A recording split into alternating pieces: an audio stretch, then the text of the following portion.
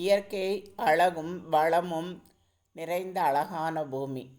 இந்த இயற்கை எவ்வளவோ அற்புதங்களை செய்யுது. இந்த இயற்கை எவ்வளவோ அற்புதங்களை தந்திருக்கிறது. பல தலைமுறையாக விவசாயம் இல்லாமையே ஏன் இன்று வரைக்குமே தானாக முளைச்ச கீரை, கனி, காய் இந்த மாதிரி எல்லாம் சாப்பிட்டு இன்ன வரைக்கும் சாப்பிட்டுட்டு வராங்க. அது மார்க்கெட்டில் கூட கிடைக்காது. அந்த காய், கனி, கீரை தானாக முளைச்சி வர்றது மார்க்கெட்டுக்கு கூட வர்றதில்ல.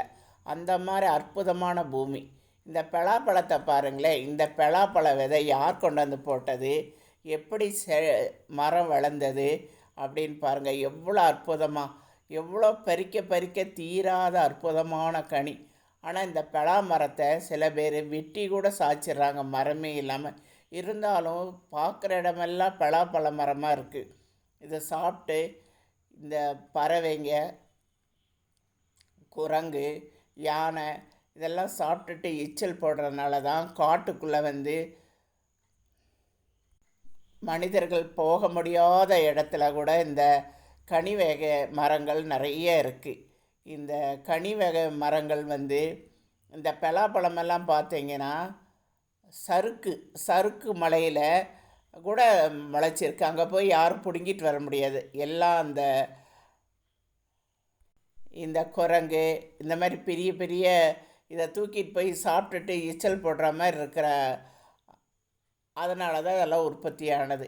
இந்த மாதிரி எவ்வளவோ கனி, காய், கீரை நிறைய பேர் சொல்கிறாங்க பாருங்கள். இந்த கீரை மார்க்கெட்டில் காசு கூட கிடைக்காது. தானாக முளைக்கிற கீரை. இந்த வேலியில் படர்ந்துருக்கு, இந்த மண் தரையில் படர்ந்துருக்கு, மணலில் படர்ந்துருக்குது. இதெல்லாம் பிடுங்கி சாப்பிட்டா உடலில் இருக்க அத்தனை நோயும், கால் வாதத்திலேருந்து எல்லாமே குணமாகுதுன்னு சொல்கிறாங்களே. இதெல்லாம் அற்புதமாக அற்புதமாக இருக்கு இல்லையா?